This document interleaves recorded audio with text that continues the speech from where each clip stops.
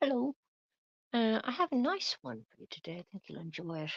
I got the jelly gouaches out, and I've got my sketchbook out. And I have been working with jelly gouaches already, but sorry, I'm actually just moving to the correct tab that I want to be on, because I was checking that this live stream is up. But in the description under the video, you'll find that there's a link to a community post that I put up, and I often do this on the channel for anybody that wants to paint along. It's a photo that I took of today's kind of a still life subject, which is this thing. And I think this is eucalyptus leaves. Um, but the community post tells you a bit about it, why I picked this object today. But I have the thing here in front of me, but you don't. So sometimes it's nice to see somebody doing a painting and be working along with them. But you don't have to work along with me, of course. You could just, go into your weekend by watching somebody doing a painting, in their sketchbook. And that's enjoyable too. And I did say in the description area under the video as well that I'd be playing a little bit of music. I'm not playing very much because, as people know, because I have to tell them nearly every stream, sometimes when I play music, Streamyard can't handle it and just bumps me out of Streamyard for a minute and I get a black screen and I have to come back into StreamYard to the stream where I've been shoved off the stream in favor of, some music. And in fact, I think the music cuts out as well. But I tend to not play very much music or very big music files as a result. But I will play a little bit of music today. I'm going to try and play a few very nice little arias from Johann Sebastian Bach's Goldberg variations, which I'm very fond of. And I like having a bit of music when I'm painting. And I have a music playlist on my channel. If you look in the playlists, that's for painting. Now, it's my taste, but I think it's a nice idea when you're painting to have a music playlist. So, if you've got a YouTube account, you might like to set up a playlist of music you like to listen to while you're playing. I don't have any kind of a player or anything. I have another computer that I have some music on, but um, it's just nice kind of to have some sort of background something going on. And personally, I think very relaxed music that doesn't get you too emotionally involved in the music itself is a good idea. So typically, music that goes along in the same pace. I listen to a lot of Baroque music while I'm painting because it does that. Uh, and some Bach does that as well. I had a beautiful Chopin piece I discovered. I put it in the playlist because I didn't trust that the source I got it from, that it truly was open domain. I think it is, but it's on the playlist there if you want to listen to that piece. It's just the Larghetto movement out of a concerto, a Chopin concerto, which I'd never heard before, but is wonderful. Um, yeah, music and painting, they go well together. So I think the painting today is going to be fun. And you might see a few little marks in my sketch pad already. And this mark, which I'm a bit annoyed that it's there because I stuck a couple of pages together and the page has buckled a little bit. But my image is going to be kind of from here over, so don't mind too much. Sketchbooks, they're not like a finished piece that it has to look perfect. Um, I've just stuck paper onto a wooden panel for a finished piece that I am not finished, but just started at the moment. And I took great care last night to stick that on in such a way that I didn't get any paper buckling because it doesn't look well on a finished piece. So um, this is a great subject, this little plant, for both painting and drawing skills. Okay, so I had started drawing it already, and if I hold it in close, you're going to see some of the marks. Now, I started it before the live stream just because I noticed that pencil marks don't show up that well on a live stream.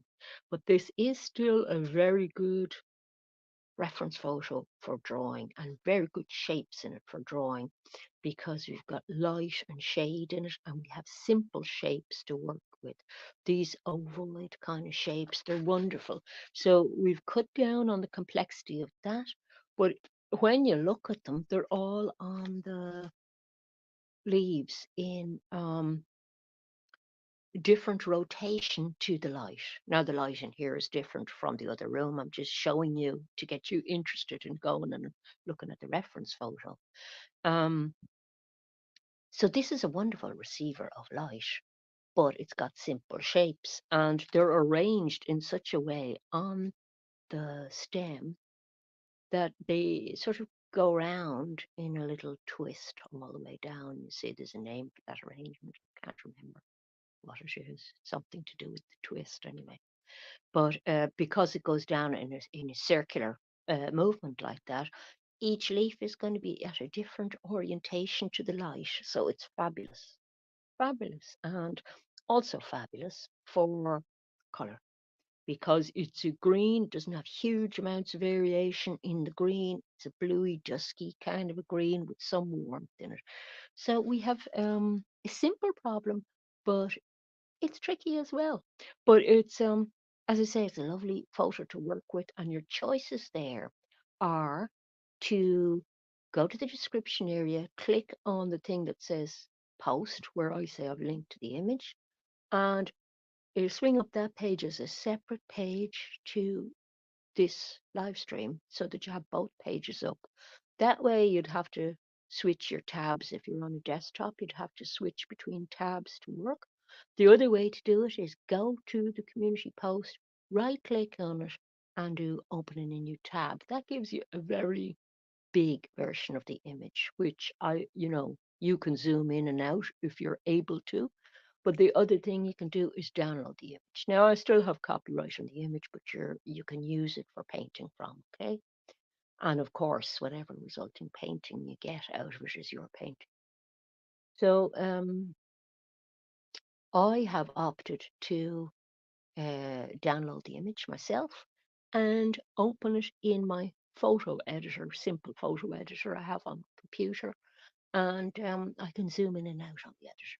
So that's very handy, very comfortable way to work. So that's how you do it from desktop. I don't know how people manage to work from references on their phones at all. I can't do it. I very rarely look at it on my phone because the screen is just too small for me. Can't see it. So let's start. And I'm going to start with some of the just starting with a group of the shapes, and I'll show you how I got the drawing for this. So I am zoomed out to see the overall picture for this one. And I've started with getting the angle of that stem right. And that's easy enough to do if you hold a pencil up to your computer screen and then look at what angle the pencil is at. So there are two angles going on in that. It goes that way and then it goes down straighter. So if you get the first angle right, you're ready to put in all these top leaves.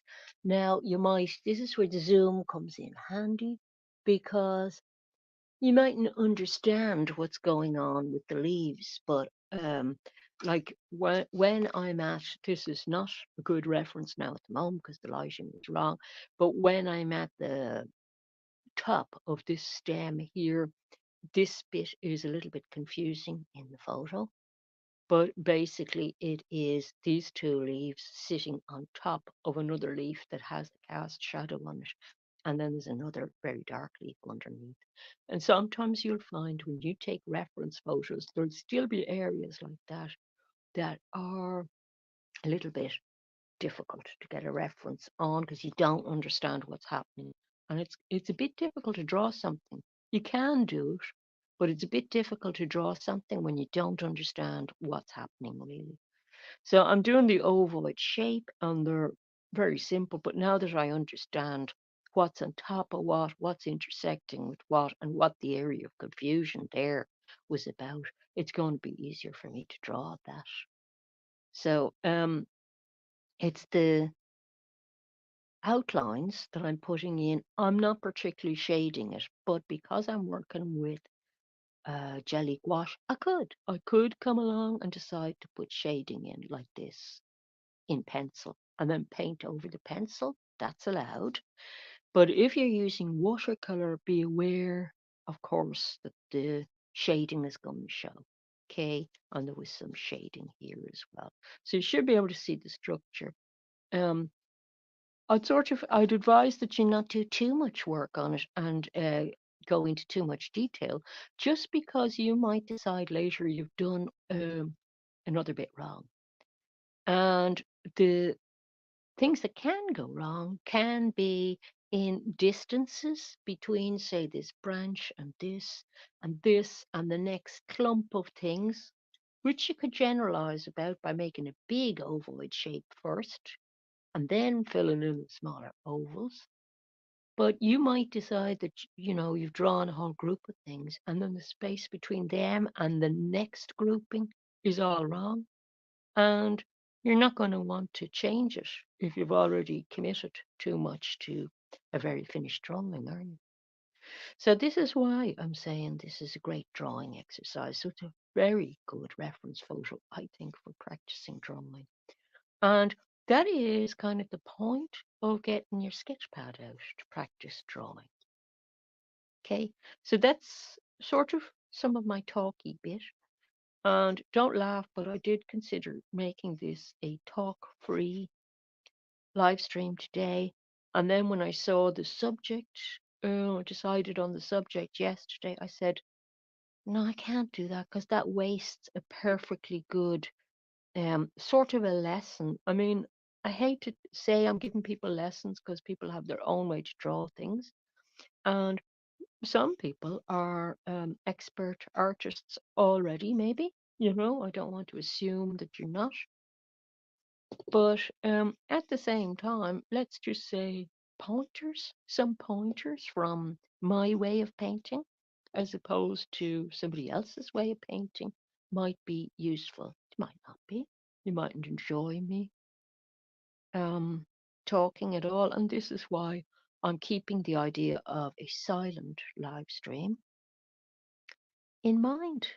So, I recognize that not everybody would want to hear me talking all the way through a live stream. And in recognition of that fact, some of this live stream will, in fact, be just music and not me. And if you don't like the music, well, you might have your own playlist up, you see. And it's about getting ourselves in the cozy, nice place for the weekend by drawing and painting. So the drawing is what underpins a good painting. It's a good drawing in this style of representative stuff, anyway. And the thing that I'm being careful about here is positioning of things. And I'm letting the negative spaces, i.e., the spaces between branches and things, help me place some of the things, okay? And I'm on the tab that lets me play music, so I'm sorry if I'm ignoring anybody in chat. Hello and welcome to the weekend. Woohoo! We love the weekend. I work at art, so I love every day. Now, you see this here, this grouping and this grouping.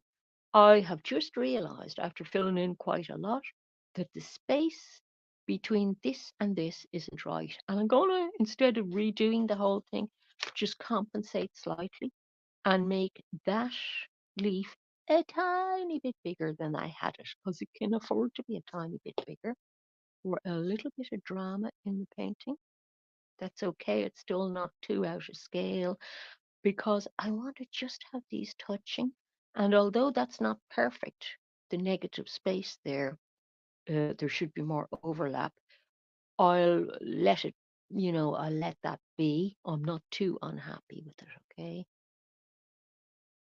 So But I could have, if I wanted exactitude and really practice my drawing skills, I could have gone for exactitude, but it would involve rubbing this out or changing scale of this or something happening. I would have had to decide what was wrong and then fix it.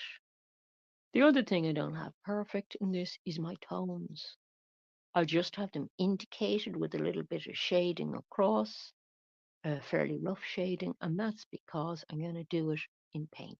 Okay, so you do not have to do this kind of fun exercise in paint if you don't want to. It's just whatever media or medium you have available to you will do. So would you like me to shut up for a while? Because I can, while I get my paints out and do some mixing. I have the first two groups of things done. You see the way I've split them into groups. And bigger than that.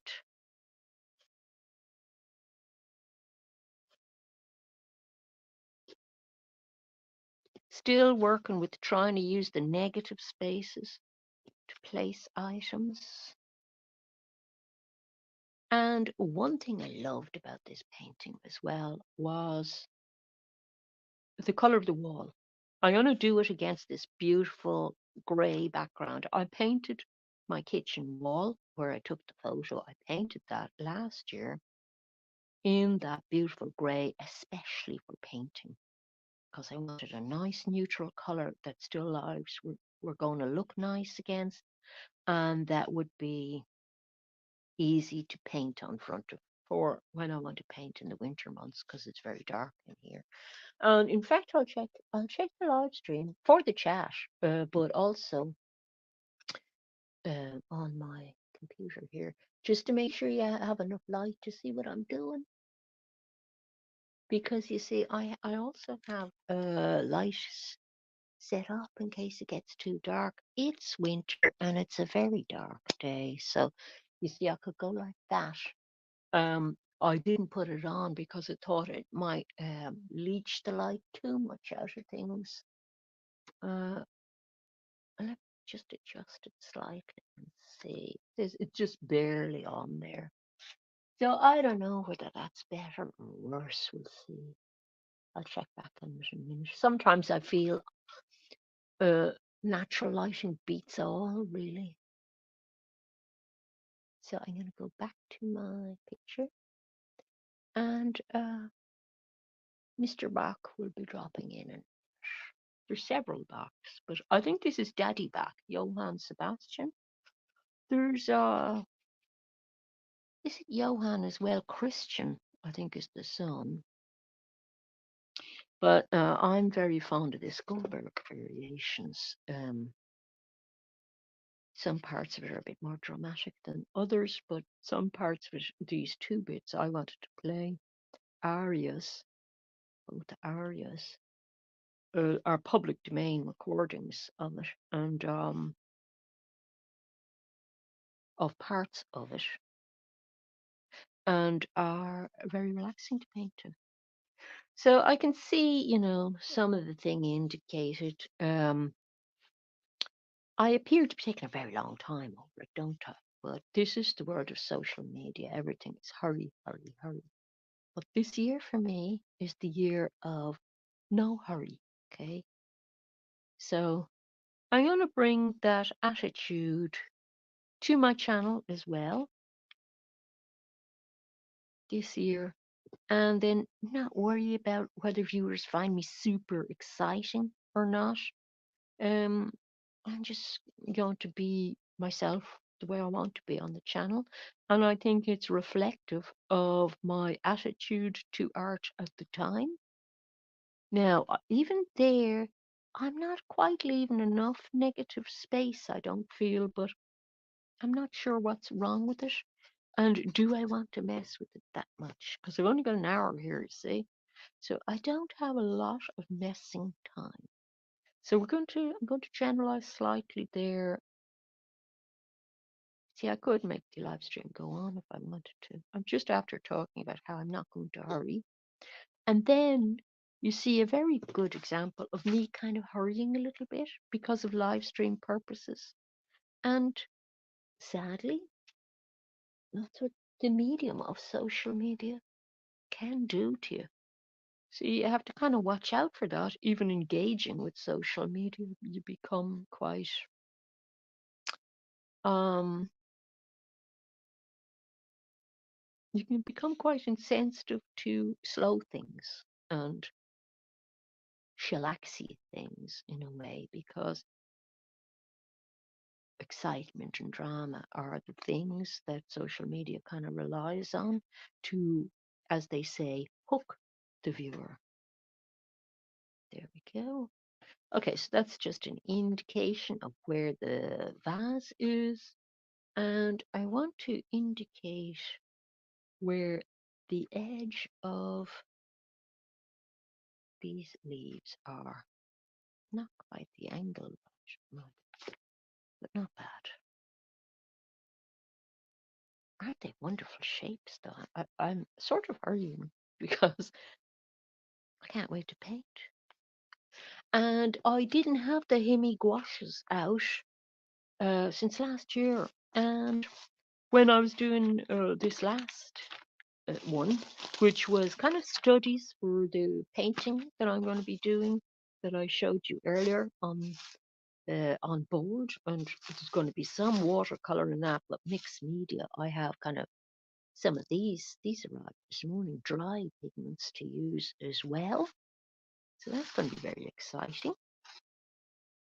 But this is a lovely set. I love this set. An inexpensive set that you don't feel you're um, wasting by messing about in your sketchbook and experimenting and using loads of it. Even because it's gouache, it even reanimates, goes wet again for you, unlike acrylics if it dries on the palette, you know. So this is why I kept these on the palette.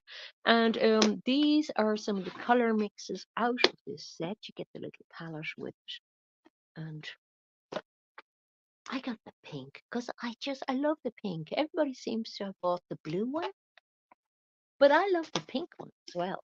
Maybe I'm more of a girly girl than I thought I was. But you see, I got a good bit of use out of it. That's a year's use, and going out doing art expeditions in the field with it as well, because I have special little portable um, palette that can use for those that I bought last year as well. And the first expedition of the year, I'll have an upload for that for you soon, because I'm waiting for a fine day to go out and do my first art. Um, it'll be sketching with graphites, graphite, watercolor graphite, I think, will be the first one. But I will have an upload of that. So now, what I'm using for this, for the greens, is um, in this selection, you get quite a lot of greens and quite a lot of yellows, which you're going to need for your greens as well, and quite a lot of blues, which is great.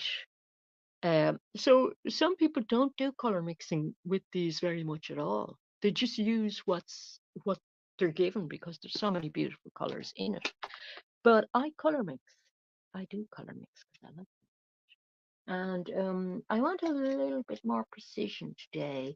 Now, I was thinking about using some of my new Chinese brushes, but I don't think I will, because they're soft and some of them are very slightly too soft for the job today. But I also don't want to give the impression that you have to go out and buy Chinese brushes to be using these at all. You can use square brushes, round brushes. Um, this is typically a brush for acrylics or watercolors. Some watercolor brushes can be a little bit too floppy, that kind of thing. That's actually the tip on that one has gone. Those small ones have to be replaced regularly. That one is okay, but it's a very floppy tip on it. So some people that might not suit, but you'll have your own favorite brushes probably that you like using. So let's see what we can come up with. This is a Viridian green I'm starting with. And there's another green in here I like, which is a more what I would call a leaf or not, well, maybe not sap green, a leaf green I'd call it, I suppose. That's a nice color as well. But when you look at these leaves, they're a dusky color, aren't they? But they also have browns in them. So I do have a kind of a burnt sienna out on the palette. And if you're not used to these kind of names, my naming conventions, I'm going to show you the colors here. My naming conventions are because I use oil paints and acrylics a lot. And even in watercolors, you'll find these names. Let me just put a little weight down in the corner of this. So if we have a look at that color there, and we'll start with that color, it's not bad, right? So what we're going to do is, I've seen a lot of people doing this, um, fill it in as if it's a watercolor, and then we'll come back. So you'll see me mixing a duller color as well during this. I'm going to put on a little bit of music, if you don't mind, and while I fill this in. And I'll also be filling in a background color. So I'll try and keep this bit of the page visible so that you'll see me doing the color mixing and how I got there, because I think that would be helpful to people. But you don't necessarily want to hear me talk all the way through it, okay? Because I don't think I need to for this bit. You'll see me doing the color. So let's see. Let's hear Mr. Bach. Hope my screen doesn't go black.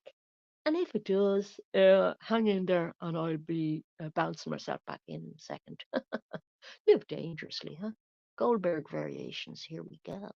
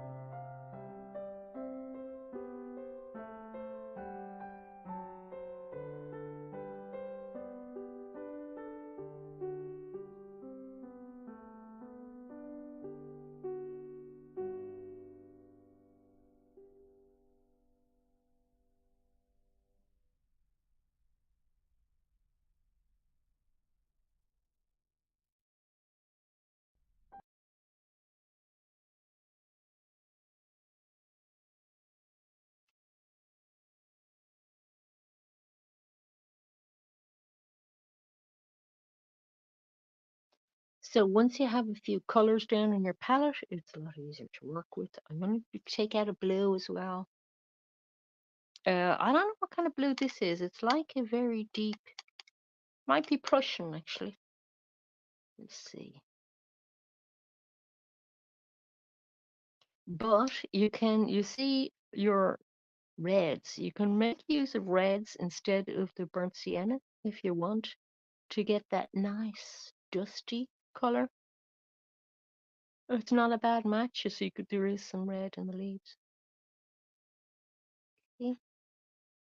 And then just go into the other color you have in your palette right end. And you can even go in with white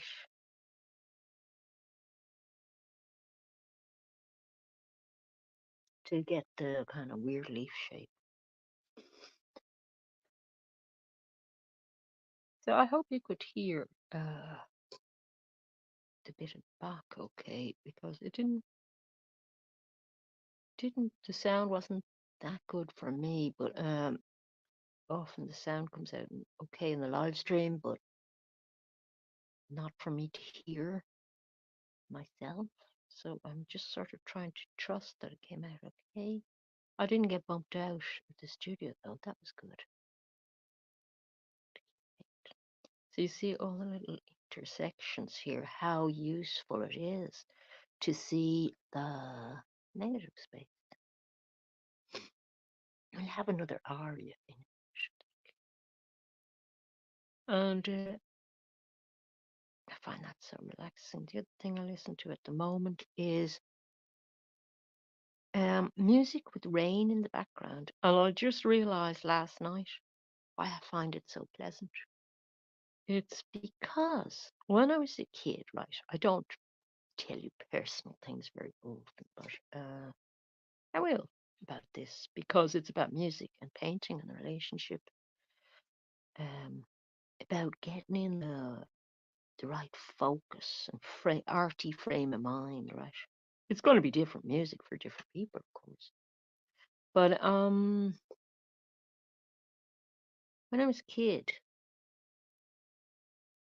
uh, somebody gave us these LPs, vinyl LPs, and there were a mixture of things, but there were a lot of classical things in them. And one of them was a Deutsche gramophone, um,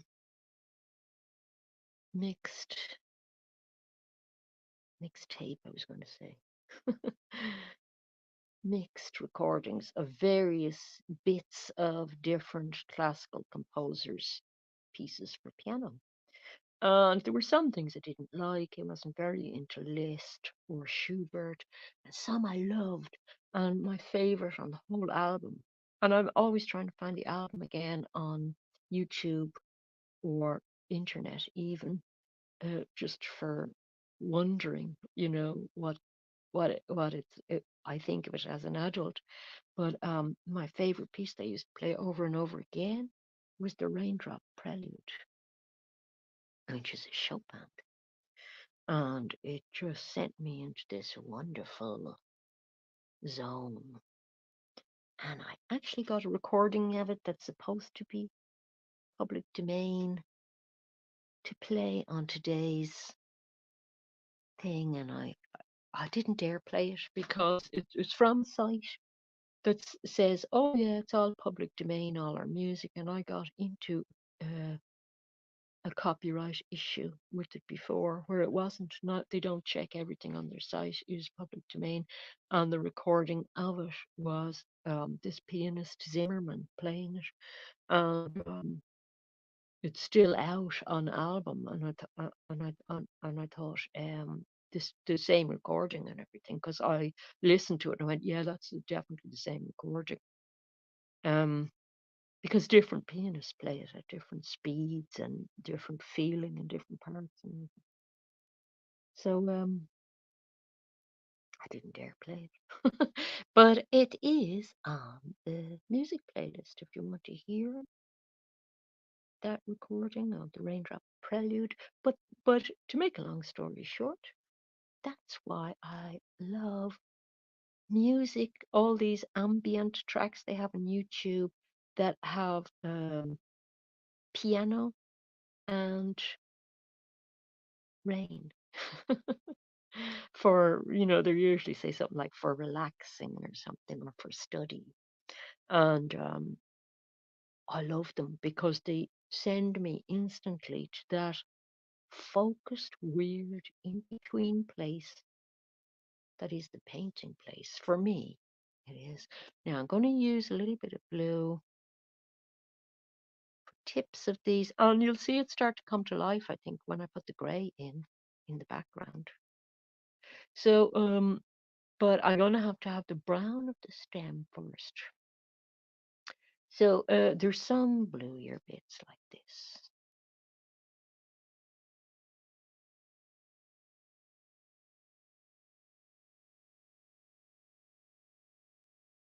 So you're beginning to long for that quiet live stream, aren't you? I assume things about people. I don't really know what people enjoy and they don't. But, I don't feel I'm forcing people to listen or anything. And in fact, I have started mumbling recently. I don't know why. I think it's just that's another relaxation symptom, speaking very quietly. So I have been a bit too quiet on recent live streams. Sometimes you can't hear what I'm saying at all. So not everybody wants to hear incoherent mumbling in the background. You'd listen to Glenn Gould playing Bach if you wanted mumbling, wouldn't you? I actually don't mind his mumbling.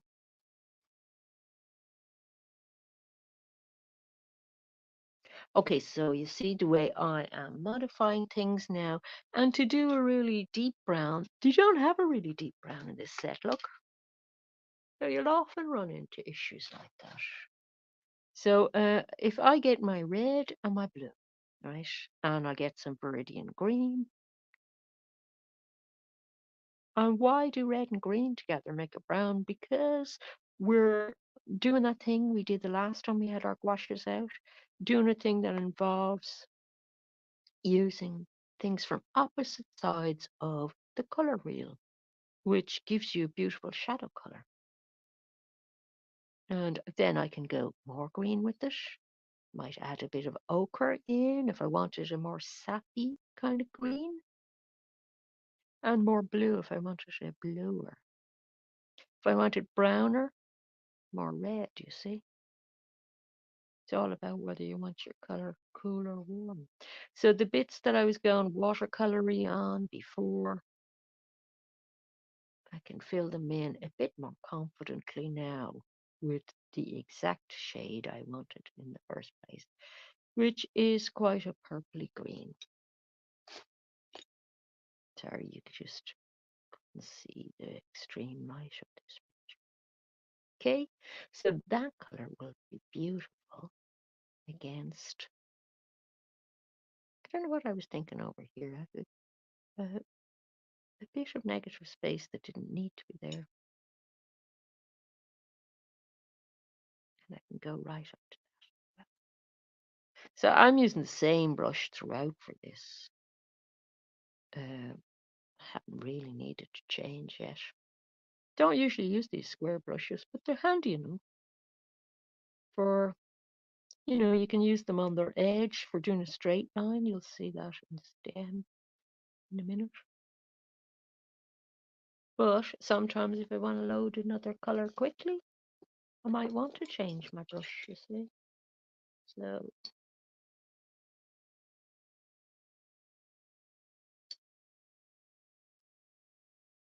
if I want to come back here. And then there are parts that are a little bit more yellow. Okay, we can put some of those in now. And each little thing we do brings that bit more life to it. So the yellow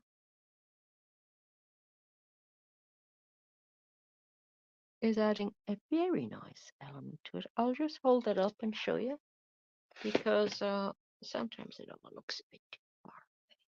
So you see the way the yellow just peps it up a little bit, and I could even get my teensy weensy brush out and just do a very happy yellow there if I wanted. The only thing about these gouaches is that when they settle a little bit, they can get a little, the color dirties down a little bit, especially highlights. So just be prepared for that. And if you want color to stay as fresh as when you put it on, you might be looking at whoops, sorry. I just got the camera underneath. Um you might be looking at considering maybe using acrylics. This is why I can't put the camera too far down. It's just a little limitation. So we'll put in the background in a second. As soon as we get our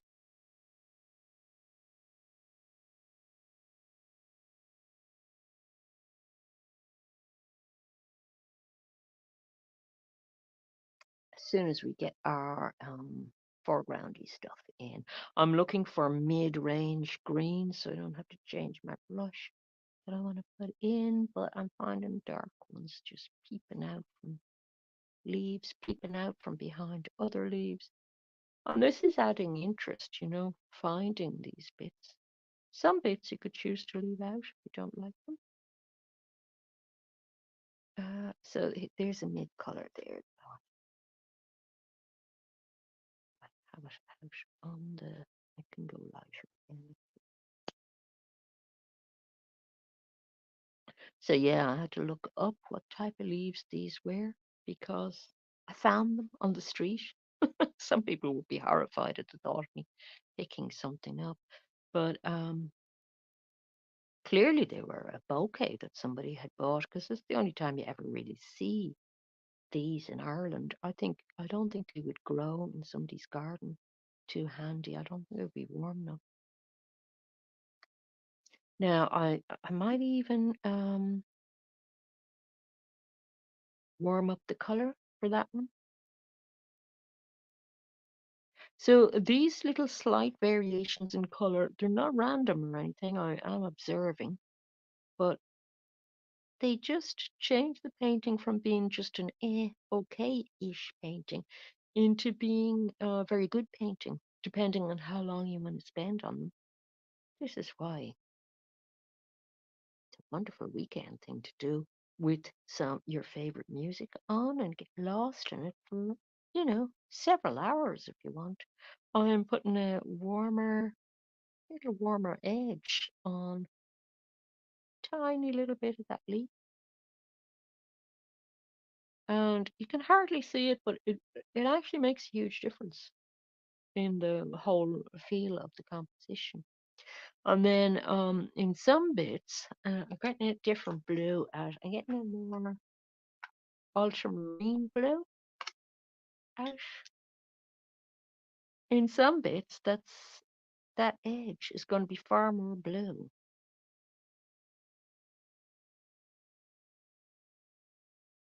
So with these paints, you have to watch out a little bit for colors getting dirty or just turning into kind of a generalized color, and no matter what you mix, it just all looks the same. So that can be the same with watercolors, though, same with anything really. So I'm going to go darker down the middle of this, and then we'll do our stems and have another musical intermission to give you a break from the talk.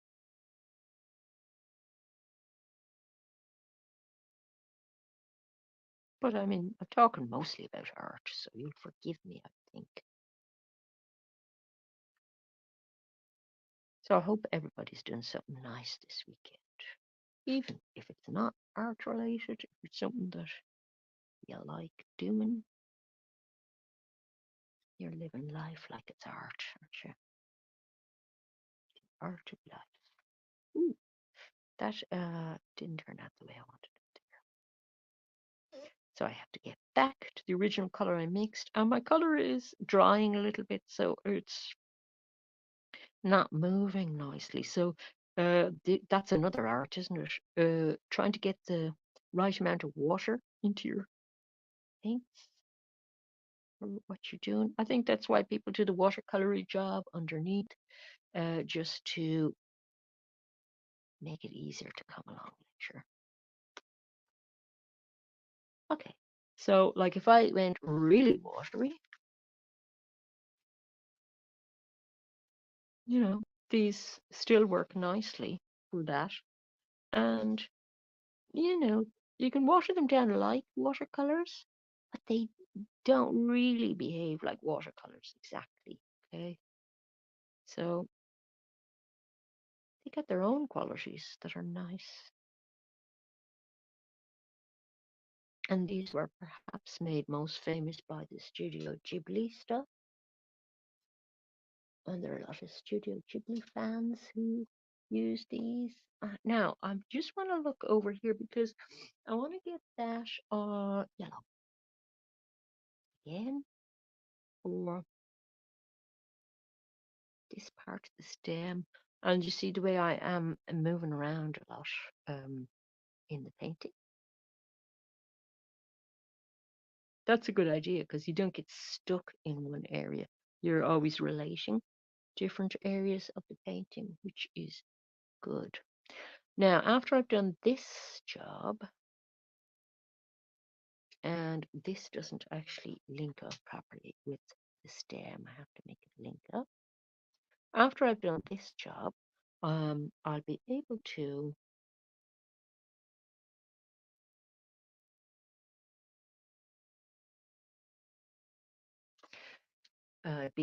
come along and do the stem, but I want to clean my brush before I do that because I'm just getting used to that brush now in this session. I've been using the Chinese brushes for a while, and I have to get used to these. And I like doing that. I like switching between materials. It kind of keeps it exciting for me. I'm going to get more brown, and it's kind of the burnt sienna I have. I think there's one more brown. I'll just show you. Yeah, I'd call that like a Van Dyke brown or a raw sienna, maybe. And that is actually pretty near to the color I want, that kind of brown. And I might put in a little bit of ochre. That's starting to dry. Personally, I don't like them as much when they dry in the palette because I find I have to do a lot of work to get the water back into them. And it kind of wastes, I feel it wastes the time a little bit. That's why I bought the jelly gouache. I thought it was exciting to see how fluid they are. So put these in, and they dry really, really, really fast, which I like. Now I'm doing this in a dark brown, and then I'm going to come along with that brown for the middle of it. Okay. So and then we'll go on to another bit of black to inspire. There's a little bit more of my green to go in here, but I can do that in a minute. And if I was a Studio Ghibli guy, I might take a whole day doing this because I saw a wonderful painting video about a Studio Ghibli guy doing a watercolor of some trees, and he started early in the morning. And he had a very small grouping of trees by the end of 6 hours work. But it was so beautiful. It was the best 6 hours work ever. And to watch him was such a pleasure. It might be on my painting list, actually, my painting playlist, if you have a look. I have some useful things on the painting playlist that I would watch again, and that I think that somebody might be interested in. Or it occurred to me that I might be talking about them, and I'd provide what I was talking about for people to have a look at if they wanted to. So you see the way this doesn't have beautiful. It's delicate, but it doesn't have the nuances and everything in it yet. A little bit more very focused work on things like that, and they start becoming very beautiful and nuanced. If you're in the right focus state of mind and you have developed your drawing skills well and everything, oh, they can be so beautiful. So I'm just going to finish the tiny bit of green and then we're going to do the background and we'll see how it looks when we start doing light and shade in the background. So let's have some more Goldberg variations.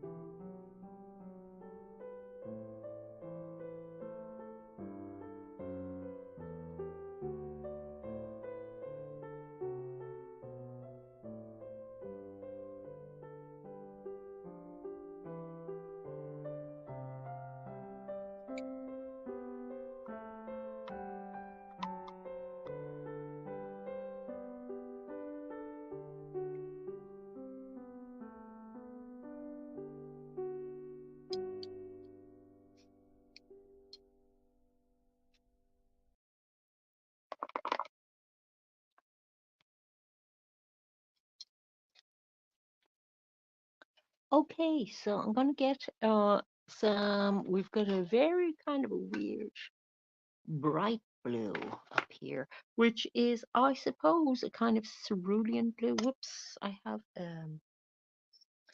dirty paintbrush, don't I? Palette knife.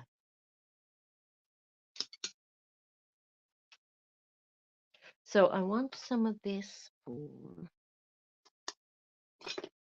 mixing purposes for the background. So I want a bigger brush for this, basically. It's nice and so that's not because there's more blue in the background. There's a grey, yeah, but uh, there's also a pale blue going on.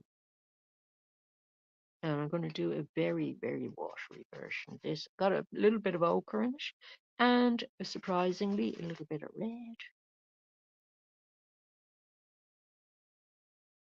Because it's one of those greys that has a bit of warmth and coolness in it. So you can mix warm and cool colors together, you see.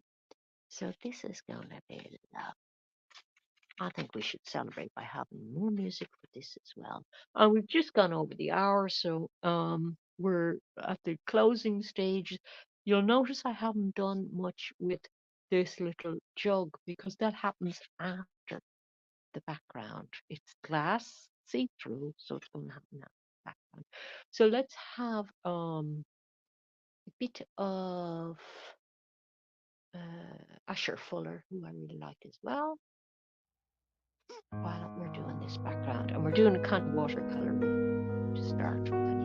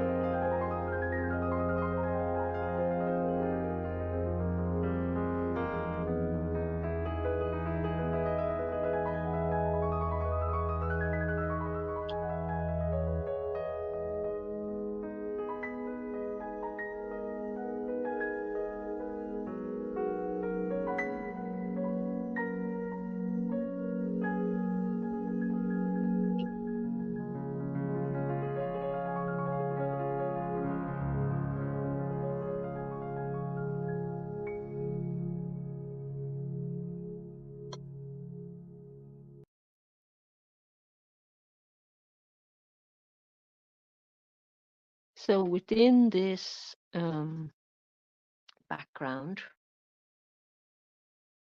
there are also cast shadows, and they're subtle, but they're part of the story of the picture.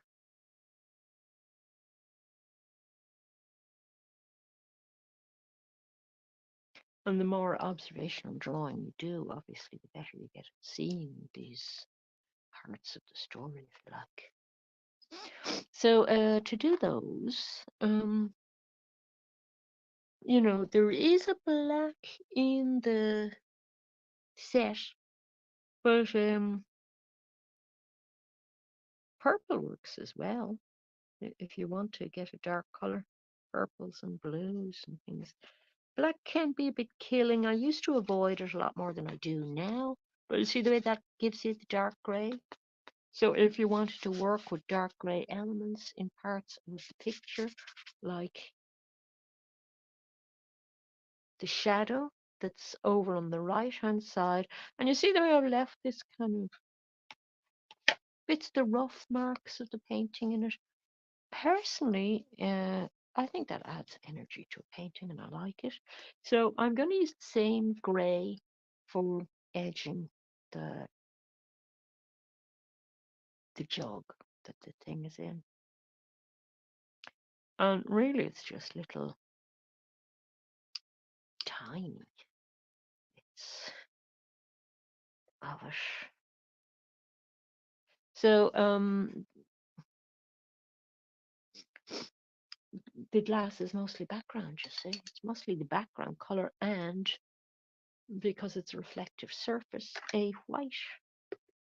So for example, the white is somewhere here on it. And then there's another white here, which I'm just blending slightly. Then there's a yellowy white. I don't know where the yellow is coming from in it, but I'm seeing a slightly yellowy.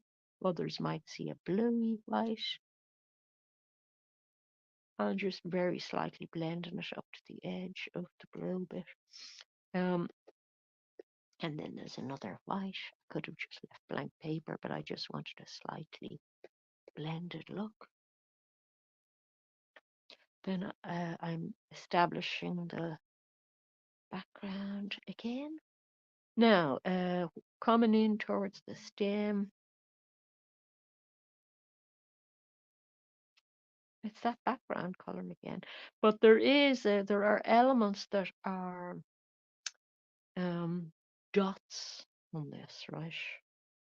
So if I wanted to do, they're kind of little bubbly dots on the actual. If you want to see how they work, I'll show you on the thing itself.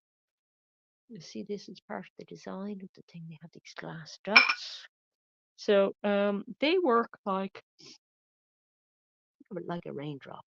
The light is gathering underneath each drop, and I will take a little bit of black for this to emphasize it slightly. It's one towards the edge of the glass as well. So obviously the light is coming from the light source, and the underneath and the left side of things are darker. And then within that darkness, there's a tiny little bit of blue going on as well.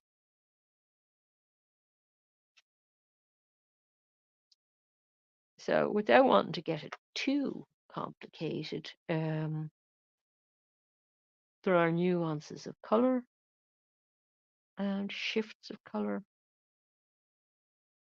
which if you're focused on what you're doing and relaxed, it'll help you to get those nuances, won't it? Because you'll be enjoying yourself. I mean, tend to things that we enjoy, we're good at, aren't we?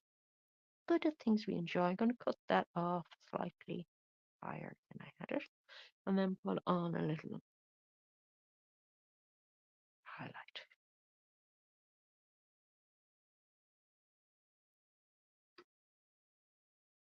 And then we've got a highlight. So you see the way glass is about highlights and edges, really. And then the rest is received stuff from a background, basically. And then, sometimes the glass goes darker in some bits. It's just it's not receiving as much light. So whatever your shadowy light is going to be there in the glass. You don't really have the bottom of that glass. I don't mind for that composition. That might annoy some people for whatever way they've figured out the composition, but I don't mind it going out. I don't even want the tabletop in my composition. I just want the grey. Then I'm going to come back up to this pinkier grey that I had. And in fact, it's gone much lighter over here. So I'm going to make it, keep having a pink in it, but I'm going to make it much, much lighter. And you see the way adding a background can take off a little bit of the floating look of the thing, which, that's a look as well that you might be going for. But if you're not going for it, this might be something you prefer. Now, I can paint back and forth up to the edges there and re-establish edges on these things. I'll just show you what I mean. There can be a bit of back and forth. I hadn't really got the edges of these terribly well established here. I don't actually know what I was doing with that. There, I saw a leaf there that I don't even really see anymore, so I don't know what I was doing. This leaf I can still see. However, I'm not getting rid of that leaf. It's looks okay there, so I'll allow it to stay. But this leaf was coming out a little bit, tiny. So some of my things aren't exact. See the way you can sometimes go over a line, so be prepared to go back in. Now see the way I got some kind of accidental marks? See, I like them. They add action and energy. And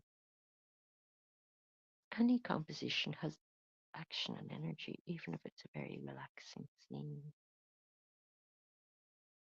Shall we have one last tune for the road? I think we should. I'm going to go more blue with this look, because I like that blue. I like my glass. I think my glass is nice. So I didn't bother with the little bit of the shelf. You can see, what way you do the composition is up to you. But look at all the wonderful things you've got in the composition in terms of little dabs of light in there that just liven the whole thing up, I think. Gonna add a little bit more of bits of light with the white in here, because there's an effect going on.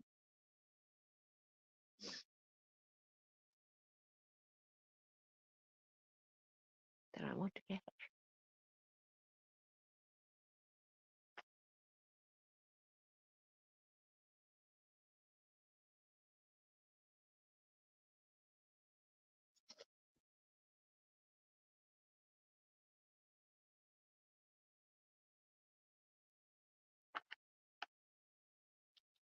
Okay, we'll go out with a last tune I have up here to do. I'm not too excited about what was happening down here, because I could spend ages having a jolly old time with that in a painting. And the more bluey light in here.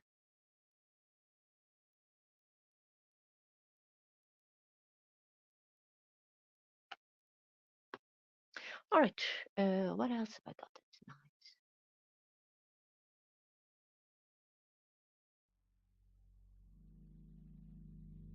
Tap a bit while I get in there between things.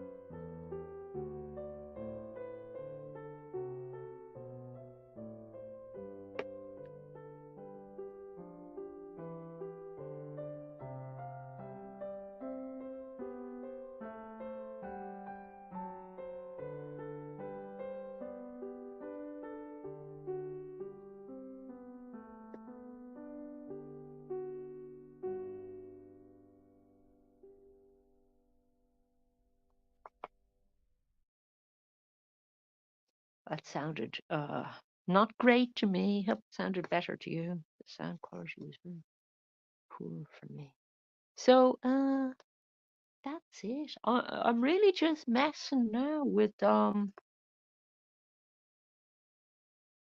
little areas of light, which I'm going to get my big brush out for, because there are little variations within this as well across this surface that I'm sort of trying to capture a little bit. We were talking about Brownian motion the other day and dust particles in the air. That's not quite what I'm trying to capture with this particular one. But I am trying to capture some of the atmosphere of it. So I'm going to do one last thing. That is, because I'm aware of how long I've been on now at this stage. And I know you want to get your weekend started. But this is part of starting the weekend, chillaxing.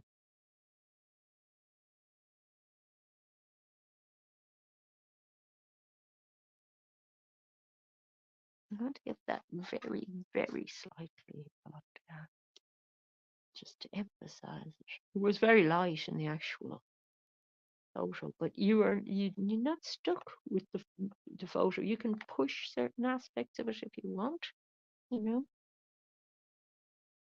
But I've chosen to just not exactly push certain aspects, but emphasize certain aspects. And it, as I say, if I was working on, it as a painting, I might do a bit more work than that, but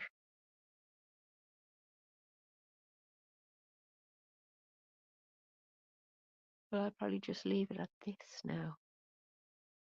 But that's what you would do. You keep going around and saying, well, have I got that tone exactly right? Is the other one right in relation to it or not? And I'm sort of getting eliminating any little bits of white in it, which don't read color wise properly either. Okay, so I'm calling it a day like that. And I thought it was a nice, enjoyable session. I hope you enjoyed it as well, and thank you very much for dropping in. I appreciate it. Okay, folks. Um, all that remains really is to wish you a very happy weekend. Yeah, everybody's working and doing their own thing. Life has this way of getting in the way, doesn't it? But look, we're at the weekend. Whether you're working or not, it still kind of feels good when you get to the weekend, doesn't it? So have a good one, whatever you're doing, and you will get time to relax at some stage, and this will help, hopefully.